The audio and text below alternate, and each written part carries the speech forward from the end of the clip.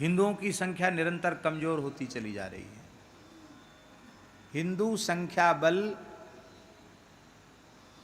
सरदार जी, संत जी, घटता चला जा रहा है। और ऐसे दुष्ट विधर्मी पीछे पड़े हैं कि जो वस्तुतः हिंदू ही हैं,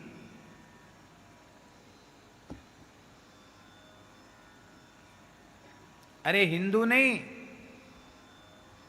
सिख परंपरा के संत न होते तो आज जो हिंदुत्व का दर्शन हो रहा है, ये दर्शन न होता।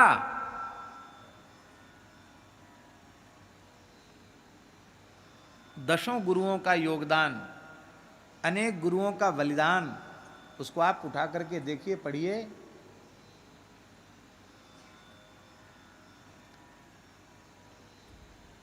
यज्ञोपवीत, जनेऊ और चोटी, माला, इनकी रक्षा के लिए गुरु तेग बहादुर जी ने अपना बलिदान दिया था। कितने इतिहास हैं। पंजाबी भाषा में शिष्य का उच्चारण सिख हो जाता है। गुरु जी के जो शिष्य थे वो सिख हो गए। पंजाबी उच्चारण अलग होता है। जैसे क्षत्रिय, क्षत्रिय, अब पंजाबी में कहेंगे खत्री, छा को खा बोलेंगे तो क्षत्रिय खत्री हो गए, शिष्य सिख हो गए। विशुद्ध हिंदू हैं, सनातन धर्म के सजग प्रहरी हैं, रक्षक हैं। और श्री गुरु ग्रंथ साहब जी को देखिए, आहा क्या कहना, साक्षात संतों की, गुरुओं की वाणी ही श्री गुरु ग्रंथ साहब है। और हम कहते हैं मनुष्य मात्र के कल्याण की बात उसमें बताई गई है। जैसे गीता, भागवत, रामायण के सत्संग होते हैं, ऐसे ही गुरु ग्रंथ साहब के सत्संग होने चाहिए। इतना पवित्र ग्रंथ है। हमने भगवत कृपा से एक बार उसको देखा है, कैसे कैसे संतों के शब्द हैं, कैसी कैसी संतों की वाणियां हैं उसमें।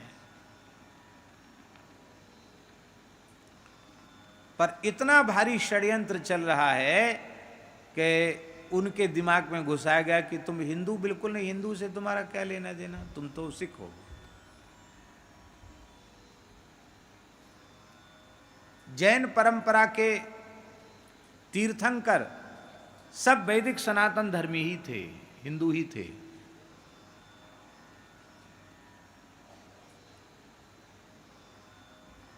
लेकिन जैन बहुत बड़ा समुदाय, उस जैन समुदाय को वो अल्पसंख्यक, अपने को अल्पसंख्यक हो गए जैन। अरे जब तुम हिंदू ही हो तो अल्पसंख्यक कहां से हुए तुम? पर अल्पसंख्यकों में उनकी गणना हो गई, जैन अलग हो गए। बौद्धों का इतिहास देखो तो वो भी हिंदू ही थे, हिंदू ही हैं। लेकिन अब बौद्ध अपने को हिंदू मानने के लिए तैयार नहीं।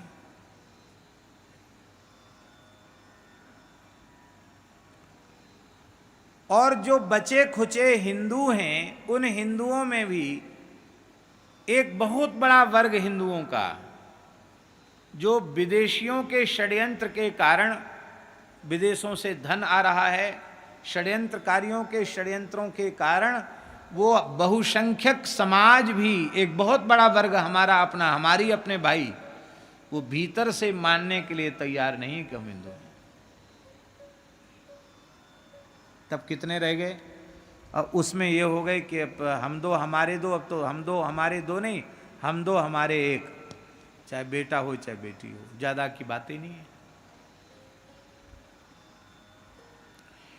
ऐसे ही हिंदू छिन्न भिन्न होता चला गया, असंगठित होता चला गया। तो जो कश्मीर में हो रहा है, जो अभी अभी बांग्लादेश में हुआ, यदि ऐसे ही असावधान और संगठित बने रहे तो वह दिन दूर नहीं, ये सब यहां भी होने की तैयारी है। तब क्या करोगे आप? कैसे बचाओगे अपने आप को? अभी दिल्ली में हुआ था, क्या हालत हुई?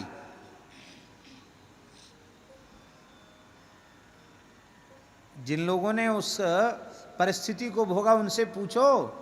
वहाँ के मोहल्ले के लोग, जहाँ ये घटनाएं घटी, वहाँ के लोगों ने आकर के रो रो करके सुना, महाराज ये हालत हुई हम लोगों की।